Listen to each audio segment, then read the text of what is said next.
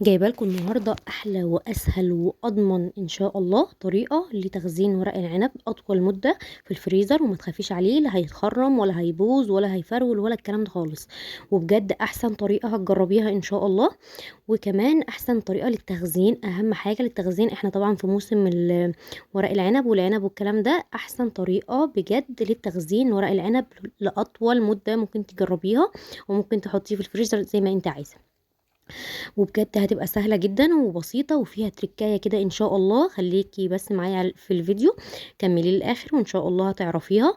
تركاية كده هتخلي ال ان ورقة العنب نفسها محافظة على نفسها حتى لما تطلعيها من الفريزر. بس اهم حاجة، لو اول مرة تشوفيني، انا اسمي نورة جمال، لايك وشير واشتراك في القناة. ما تنسيش تضغطي زر الجرس وتكتبوا لي كومنتات حلوة كتير زي اللي انتوا بتكتبوها.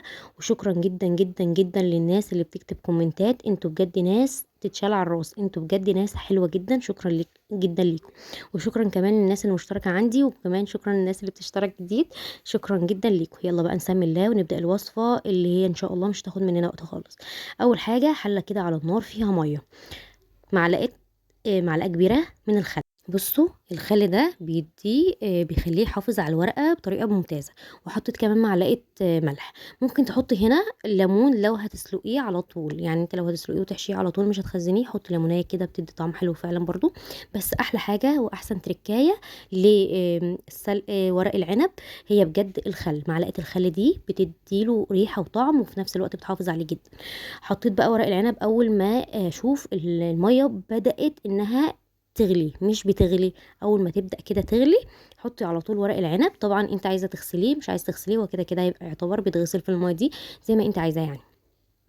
بصوا هنا بقى انا بسلقه نص سلقه، مش بسلقه سلقه اللي هو الا ربع عشان اطلع احشيه، لا انا نص سلقه هنا بطلعه.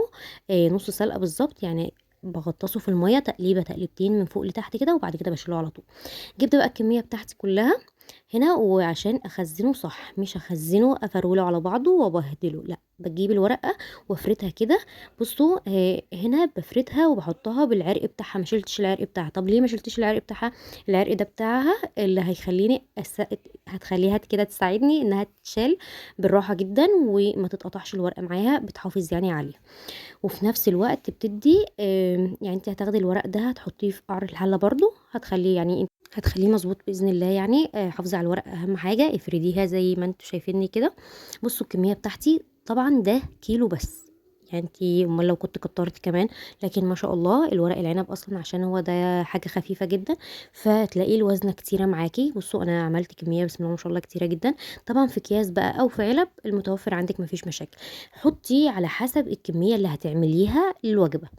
يعني مثلا هتعملي الكمية زي ما انا عملت كده اللي هو نصين كده، انا قسمته على 3 اكياس طبعا. وممكن تعمليه زي ما انت عايزة في كيسة واحدة لو كبيرة، بس ما تزنقوهوش علشان يطلع معاكي مظبوط.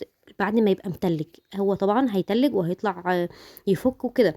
فخليكي مدياه كده راحته في ان هو يعرف يتفك. بصوا بقى ان التركية هنا ان احنا فردناه علشان لما يطلع معاكي من الفريزر يبقى الورقيه بورقته كده. لكن انت لو حطيتي كله منعكش على بعضه هيتقطع جدا طبعا منك وهيتبهدل ومش هيبقى مظبوط خالص. وبعد كده بصي انا حطيته في الكيسه، وبعد كده بربطه ربطه كده حلوه بحيث ان هو ما يدخلهوش ميه ولا ريحه من الفريزر ولا اي كلام ده، عشان بالذات لو مخزنه توم او حاجه زي كده ما يدخلوش ريحه خالص. طبعا حتى لو دخله توم مفيش مشاكل، بس ايا كان حافظي عليه لاطول مده. لازم تربطيه ما تخليهوش يتعرض للفريزر كده على طول، لازم يبقى مقفول عليه وبغطا محكم كده اذا كان في علبه او في كيسه. وبجد الطريقه دي اسهل طريقه ممكن تجربيها، سهله جدا وبسيطه، وبجد هتطلع معاكي ورق العنب ممتاز. يا رب يكون الفيديو عجبكم، ما تنسونيش في اللايك والاشتراك وتضغطوا زر الجرس.